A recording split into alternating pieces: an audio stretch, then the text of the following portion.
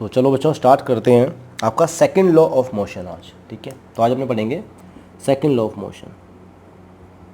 Second law of motion.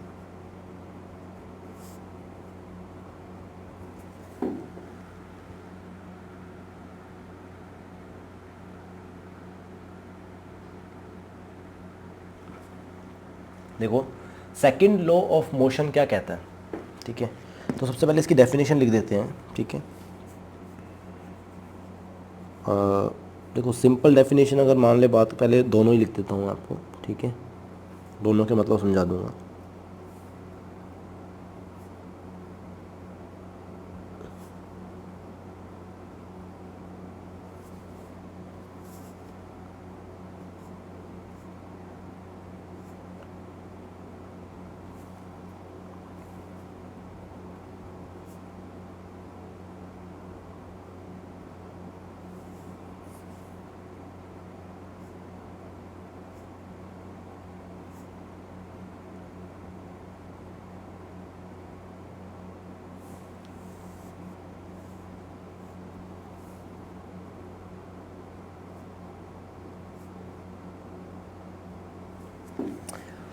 Second law क्या कहता है, object affected by a net force will accelerate in the direction of the force.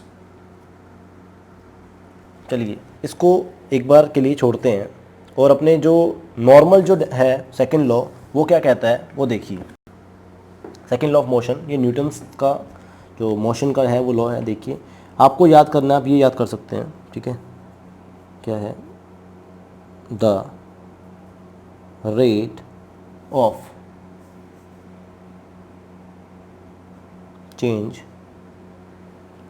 of momentum of an object is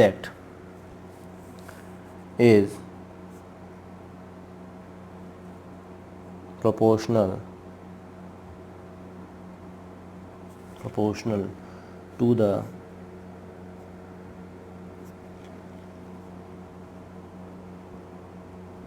applied force in the direction of force।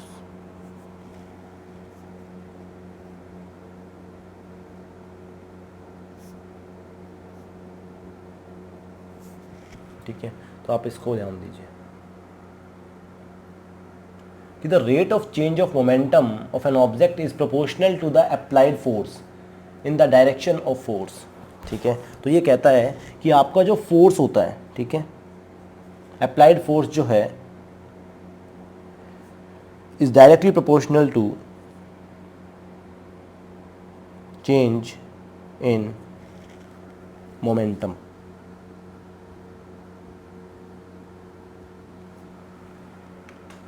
ठीक है, ठीक है, आपका second law क्या कहता है, फोर्स। ऊपर वाली लाइन भी यही है कि कोई भी ऑब्जेक्ट है affected by a net force will accelerate in the direction of the force. ठीक है, दोनों एक ही बात है, लेकिन आप इसको याद कर सकते हो। इसी से डेराइव होके ये बना है आपको, अगर मान लिया अभी निकाल के देखेंगे अपने। ठीक है, तो सबसे पहले मैं आपको बता देता हूँ मोमेंटम क्या है। ठीक है, एक बार के लिए मैं आपको थोड़ा सा समझा देता हूँ मोमेंटम क्या है। मोमेंटम होता है, चलिए इसको बाद में डिराइव करेंगे।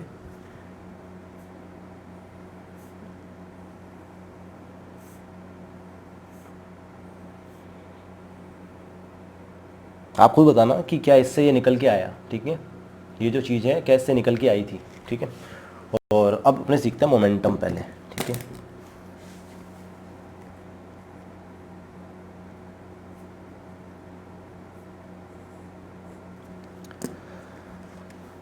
मोमेंटम को रिप्रेजेंट करते हैं कि पी से, स्मॉल पी। ठीक है,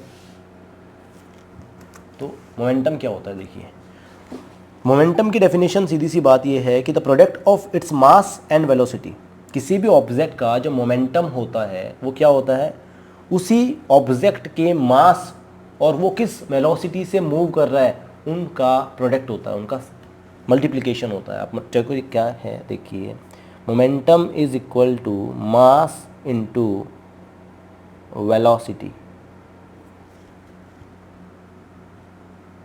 ठीक है, इसको पी से रिप्रेजेंट करते हैं, स्मॉल पी से। अब देखिए momentum is equal to mass into velocity, कहने का मतलब किसी भी ऑब्जेक्ट का मोमेंटम क्या होता है, वो उसी के मास और उसकी वेलोसिटी, किस वेलोसिटी से वो मूव कर रहा है। तो मोमेंटम को समझने के लिए चलिए डेफिनेशन लिख देते हैं इसकी।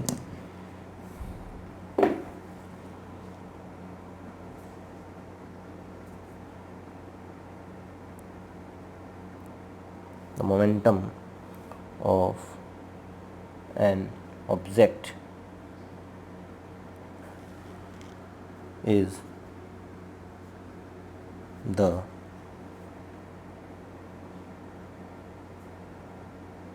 product of its mass and velocity, and has the same direction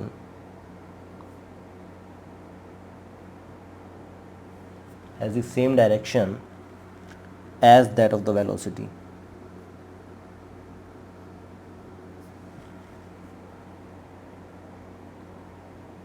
मतलब जिस वेलोसिटी से कोई भी ऑब्जेक्ट मूव कर रहा था, उसी वेलोसिटी, उसी डायरेक्शन में क्या होता है, मोमेंटम लगता है। ठीक है, इसको बहुत अच्छे से समझते हैं, एग्जाम्पल से समझेंगे, कोई दिक्कत नहीं है।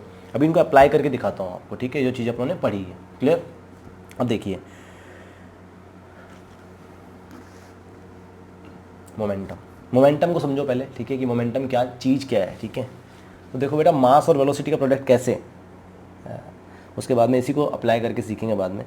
देखिए एक तरफ तो है कोई मेरे जैसा पतला सा बंदा है कोई, ठीक है, जिसका मास है 5 kg। ठीक है, यहाँ पे कोई भी एक स्टूडेंट खड़ा है।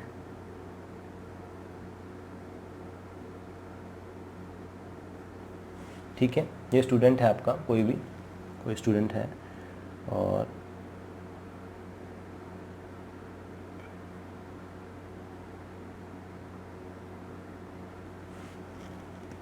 चलिए तो देखिए 5 kg का कोई ऑब्जेक्ट है, आप मान लीजिए एक बॉल है। ठीक है, एक बॉल मान लीजिए इसको आप। ठीक है, इट्स अ बॉल। ये 5 kg की बॉल 10 मीटर पर सेकंड की स्पीड से मूव कर रही है। ठीक है, 5 kg की बॉल को थ्रो किया गया 10 मीटर पर सेकंड की स्पीड से। Its object, right. ठीक है, इसको थ्रो किया गया जब इस बॉल को, तो इन सामने इस पर्सन को कैच करना है इसे। जब ये बॉल इसके हाथों में जाएगी तो आपको पता है कि ये स्ट्राइक करेगी, ये इसे रोकेगा, राइट। तो आपको पता है अपने जब बॉल को कैच करते हैं तो अपने बहुत तेज़ दर्द होता है, मतलब लगती है एक तरह से अपने, राइट। या फिर मान लीजिए सामने विकेट्स हैं। ठीक है, उस पर अपने बॉल जब डालते हैं तो क्या होता है, आपने एक तरफ देखा होगा कि जब बॉल जब ज़ोर से विकेट के साथ में टकराती है तो वो विकेट्स उखड़ जाते हैं। ठीक है, तो वही चीज़ है कि देखो 5 kg की बॉल, मतलब इसका मास क्या है, ये 5 kg, और इसकी वेलोसिटी क्या है, 10 मीटर पर सेकंड। ठीक है, तो बेटा मास और वेलोसिटी जब ये मूव करेगी, ये मोशन करेगी, तो देखिए इसका मोमेंटम क्या बनता है, इसका मोमेंटम बनता है 5 × 10 is equal to 50 kg metre per second. अब ये kg मीटर पर सेकंड आपको पता है भाई, आपको कुछ भी करने की ज़रूरत नहीं है। आपको ये मास है, मास ऑलवेज अपने लेते हैं किस में, kg में, और वेलोसिटी किस में होती है, वेलोसिटी होती है मीटर पर सेकंड में। तो यहाँ से इसकी यूनिट क्या निकल के आती है, तो unit is kg metre per second. बेटा ये आपको है ना, मेरे को बताने की ज़रूरत नहीं है, क्योंकि मैं आपको सिखा चुका हूँ। अब तो आप फॉर्मूले से यूनिट निकालना आपको आ ही गया होगा।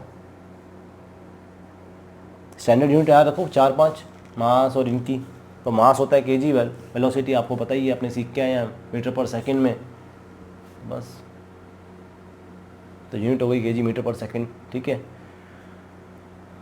मोमेंटम। ठीक है, चलिए तो P is equal to mv। तो यहाँ से देखिए इसका मोमेंटम बनता है 50। सेम एक अदर बॉल है, लेकिन इस बार मैं क्या करता हूँ, तो ध्यान देंगे, इस बार मैं 5 kg की जो बॉल थी मैं इस बॉल को कर देता हूँ 10 kg की, ठीक है। और इस 10 kg की बॉल को मैं फेंकता हूँ 10 मीटर पर सेकंड की वेलोसिटी से। ये इसका मास है बॉल का। अब की बार बेटा जो मोमेंटम बनेगा वो क्या बनेगा, 10 × 10 100 kg मीटर पर सेकंड। अब जब मैं इस बॉल को कैच करूँगा, देखो 2 बॉल फेंकी जाए, एक ये और एक ये, तो आप खुद फील करो कि कौन से वाली अपने हाथ में ज़्यादा तेज़ लगेगी। चलो इसको मैं एक कॉमन से एग्जांपल से समझाता हूँ, छोड़िए इसको। एक तो अपनी क्लास का कोई मोटा सा लड़का है, बच्चा है, ठीक है, जो खाते पीते घर का है, हेल्दी बच्चा है, और एक है मेरी तरह बिल्कुल कमज़ोर सा, ठीक है, जो खाता पीता नहीं है, ठीक है, नखरे ज़्यादा करता है। तो आपको सामने खड़ा कर दिया जाए एक को, ठीक है, और सामने एक मोटू और एक पतलू, ठीक है, उसको सामने खड़ा कर दिया जाए और एक तरफ आपको खड़ा कर दिया जाए, और कहा जाए वो मोटू पतलू को कहा जाए कि वो आपकी तरफ भाग के आए। ये मोटू है, ये मोटू है, ये पतलू है, ये आप सामने खड़ा कर दिया जाए, मोटू पतलू भाग के आएंगे आपकी तरफ, ठीक है। तो एक तो एग्जाम्पल ले लीजिए किसी का भी, ठीक है, कोई भी एग्जाम्पल आपकी जो क्लास में है, ठीक है। तो एक तो भाग के आए कौन, जैसे मान लीजिए सारू है, सार्थक है, सार्थक मोटा है, ठीक है, हेल्दी है। एक तो ये आपकी तरफ भाग के आए, अर्चिन है, कोई भी है, इशिता है, इधर खड़ी कर दिया जाए, साक्षी को खड़ा कर दिया जाए, ठीक है, तो क्या होगा, या गरिमा है, ठीक है, इनको खड़ा कर दिया जाए तो क्या होगा। एक तरफ तो सार्थक और इशिता भागते हुए आ रहे हैं, देखिए ये, और सामने खड़ा कर दिया मेरे को, तो मुझे सार्थक को रोकने में ज़्यादा जोर आएगा। दोनों सेम वेलोसिटी से भाग के आ रहे हैं, अब सोच के देखिए कि दोनों की वेलोसिटी सेम है, 10 metre per second 10 metre per second, ठीक है, दोनों की वेलोसिटी सेम है, मास सार्थक का ज़्यादा है, ठीक है, और साक्षी का कम है, राइट। तो अब मैं इनको जब रोकूंगा तो सार्थक अगर भागते हुए मेरे से टकराता है तो क्या मेरे को ज़्यादा जोर या ज़्यादा फोर्स लगेगा, क्या सार्थक को रोकने में फोर्स लगेगा ना, सार्थक को रोकने में लगेगा या साक्षी को रोकने में लगेगा, आप खुद सोचिए। तो देखिए बेटा, कोई भी चीज़, आप बॉल का एग्जांपल लेके देखिए, मोमेंटम क्या है, मोमेंटम कुछ नहीं है, एक तो उसका बॉल का वेट है, मतलब मास है, और मास के साथ में वेलोसिटी है, ठीक है। तो जब वो मूव करती है तो बेटा उसका मोमेंटम बनता है, मोमेंटम, ठीक है। कहने का मतलब सिंपल डेफिनेशन में करें, याद करने की कोशिश करें ना, तो किसी चीज़ को रोकने में कितना फोर्स लगेगा, इतनी सी बात है। तो किस में ज़्यादा लगेगा, जिसका ज़्यादा मोमेंटम होगा, है ना। तो मोमेंटम क्या है, मास और वेलोसिटी का प्रोडक्ट, उसको मोमेंटम बोलते हैं। और मोमेंटम यहाँ से आप बहुत इजीली समझ सकते हो, एक तो मोटा बंदा भागता हुआ है और एक पतला बंदा भागता हुआ है, सेम स्पीड से आएंगे तो डेफिनेटली जो मोटा होगा वो ज़्यादा डैमेज करेगा सामने, है कि नहीं है। तो ये होता है बेटा मोमेंटम, मोशन की टाइम में जो होते हैं, ठीक है। चलिए अब बात करते हैं सेकंड लॉ ऑफ मोशन की। तो देखिए भाई, ऊपर यहाँ पे आपने लिखा हुआ है कि चेंज इन मोमेंटम, तो the rate of change of momentum of object is proportional to the applied force.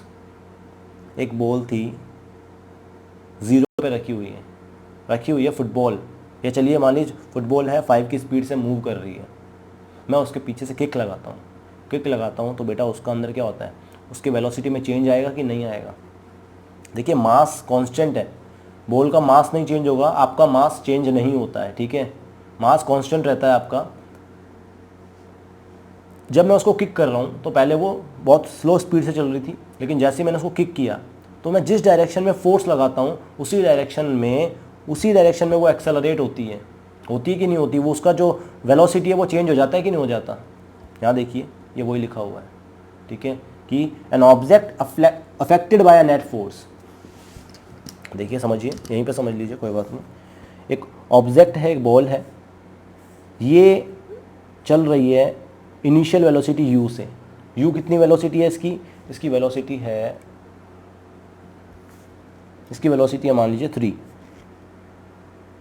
मास कितना है इसका, इस बॉल का 5 kg मास है, मान लीजिए 5 ग्राम मान लीजिए, मतलब शॉर्ट में आप एक बार समझ लीजिए, 3 से चल रही है। अब मैं क्या करता हूँ, मैं इसके ऊपर किक ले जाता हूँ। किक मीन्स की बात है, किक मतलब है कि मैं इसके ऊपर फोर्स लगा रहा हूँ बेटा, आई एम अप्लाइंग फोर्स, जैसे ही मैं फोर्स लगा रहा हूँ तो फोर्स की डायरेक्शन क्या है भाई, ये तो फोर्स ही दिया ना मैंने। तो ये 5 की U3 की स्पीड से चल रही थी ये बॉल, मैंने जिस डायरेक्शन में फोर्स दिया, इस डायरेक्शन में दिया ना, तो बेटा ये इसी डायरेक्शन में एक्सेलरेट होती है। एक्सेलरेट होती है मतलब अब फाइनल वेलोसिटी इसकी हो गई 10। बॉल तो कितने की है, बॉल तो 5 की रहेगी ना, बॉल थोड़ा ना बढ़ जाएगी, उसका मास तो सेम ही रहेगा। बॉल 10 किलो की थोड़ा ना हो जाएगी यहाँ पे किक मारते ही। तो 5 kg की बॉल थी तो वो पहले 3 की स्पीड से चल रही थी, अब 10 की स्पीड से हो गई, 10 मीटर पर सेकेंड। तो सोच के देखो बेटा, क्या आपने क्या किया, an object affected by a net force will accelerate in the direction of the force. हुआ कि नहीं हुआ, विल एक्सेलरेट, राइट।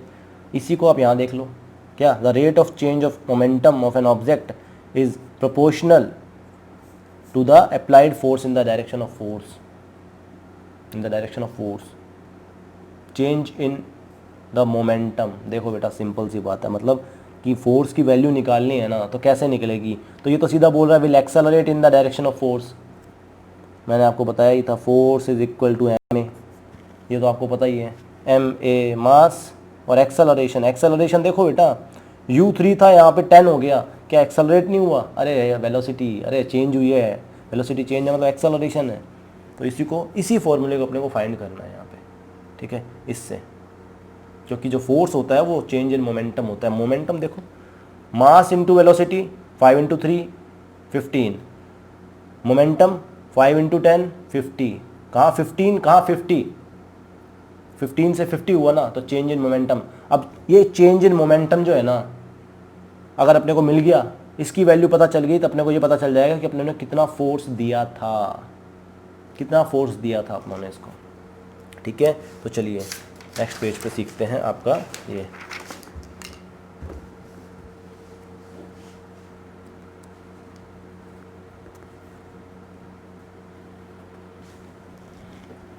देखो force is directly proportional to change in momentum, यही था, ठीक है। Force is directly proportional to change in momentum, छोड़िए। अब देखिए बेटा, तो वही चीज़ अपने यहाँ लिखते हैं, this is mass, mass is m, right, initial velocity is u, right. मैंने इसके ऊपर अप्लाई किया फोर्स, फोर्स मुझे इस फोर्स की वैल्यू निकालनी है, ठीक है। मैंने इसके ऊपर अप्लाई किया फोर्स, तो इसी डायरेक्शन में एक्सेलरेट होगा, और क्या हो जाएगा, ये जो मास की बॉल थी उसकी वेलोसिटी क्या हो जाएगी, v, राइट, यही तो होगा। तो यार इनिशियल मोमेंटम क्या है, इनिशियल मोमेंटम क्या है, here is initial momentum is mu and final momentum is mv। अरे होगा कि नहीं होगा, मास इंटू वेलोसिटी। तो इस जब ये बॉल थी तो उसकी इनिशियल वेलोसिटी u थी, तो इसका मोमेंटम पहले कितना था, तो इनिशियल मोमेंटम था mu, और बाद में कितना हो गया, दैट इज mv, है कि नहीं है। तो बेटा इतना ही है, इसकी वैल्यू कैसे फाइंड करेंगे, तो देखिए फोर्स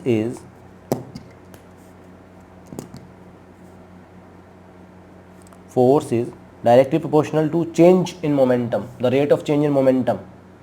तो क्या करोगे, इसको मान लीजिए अपन, इसको मान लीजिए आप P2, मतलब पहले कितना मोमेंटम था P1 और बाद में कितना था मोमेंटम P2, ठीक है। तो देखिए, तो मैं क्या लिख सकता हूँ इसको, final momentum minus initial momentum, ऐसे तो आएगा ना चेंज, अरे रेट कितना है चेंज का, तो ऐसे तो करते हैं, फाइनल माइनस इनिशियल, तो final momentum minus initial momentum, clear. तो F is directly proportional to final momentum, final momentum कितना है, दैट इज mv। और अब एक चीज़ तो उन्होंने लगाई नहीं, सबसे बड़ी, क्या, कि the rate of change of momentum है भाई, ठीक है, पीछे भी लिखा नहीं अपनों ने, rate of change of momentum, ठीक है। तो देखिए रेट का मतलब हुआ कि बेटा इसके अपॉन में टाइम भी तो आएगा ना, कितना टाइम लगा, अरे अपनों ने एक्सेलरेशन किया था रेट ऑफ चेंज वेलोसिटी, तो v minus you by T, तो यार इस मोमेंटम में टाइम भी तो लगेगा, इसमें टाइम भी तो लगेगा ना। कि एम यू से एम वी सीधा ही थोड़ा हो गई, कुछ ना टाइम तो लेगी, एक्सेलरेट करने में कुछ टाइम तो लेती है। तो M V minus M U upon में टी टाइम लगा, ठीक है। चलिए F is directly proportional to M common लो और वी माइनस यू बाहर निकालो अपॉन में टी, सही है। अब एक बात बताइए, क्या v minus you by T acceleration is v minus you by T? क्योंकि ये ऐसा होता है तो इसको मैं लिख सकता हूँ यहाँ पे ऐसा, क्या एम ए, क्या मैं इसकी जगह पे ए लिख सकता हूँ?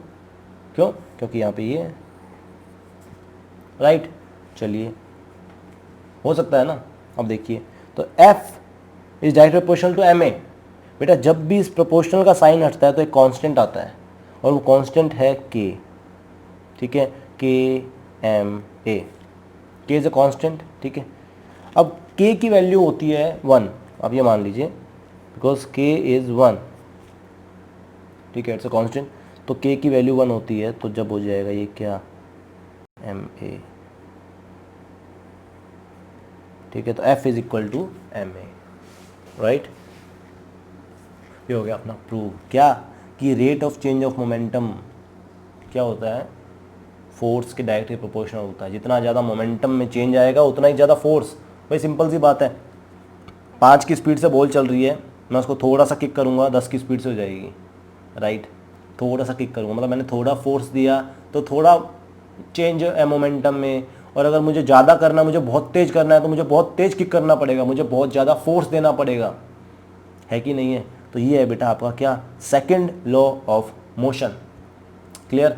किसी को समझ नहीं आया तो बता दो कि rate of change of momentum is directly proportional to force, ठीक है। और वो एक्सेलरेशन वाली डायरेक्शन वाला तो आपको बता ही दिया, ठीक है। आप इसको ऐसे कह दो, तो देखो ये रहा एक्सेलरेट कर रहा है ना, ये अपनों ने जो पहले निकाला था ये उसको मैथमेटिकली निकालना होता है, डिराइव करना होता है कि ये फॉर्मूला ऐसे डिराइव हुआ है, समझे। क्योंकि भाई सिंपल सी बात है, फुटबॉल को जब आप किक करोगे तो वो उसी डायरेक्शन में जाती है जो जिस डायरेक्शन में अपने फोर्स दे रहे हैं, ठीक है। अपने उसको धीरे किक करेंगे तो वो धीरे धीरे धीरे एक्सेलरेट होगी, और जब उसमें को ज़्यादा तेज उसको एक्सेलरेट करवाना है तो अपने को ज़्यादा फोर्स देना पड़ेगा, सिंपल सी बात है। तो rate of change of momentum क्या है, डायरेक्ट प्रोपोर्शनल होता है फोर्स के, सही बात है। मुझे तेज मोमेंटम मतलब मुझे ज़्यादा फोर्स अप्लाई करूँगा तो ज़्यादा तेज जाएगी बॉल, मोमेंटम उतना ही ज़्यादा बढ़ जाएगा, ठीक है। तो गैप ज़्यादा आ जाएगा, जो भी है आप जैसे भी समझ लो। ये आपको समझ आ गया? चलिए, तो ये आपका सेकंड लॉ ऑफ मोशन, ठीक है बच्चों। चलिए, तो मोमेंटम आपको समझ आ ही गया होगा। किसी का भी एग्जांपल ले लो, इशिता, सार्थक, ठीक है। तो एक तो इशिता भाग रही है, एक साक्षी भाग रही है, उससे आप एग्जांपल लेके समझ सकते हो, ठीक है। चलिए,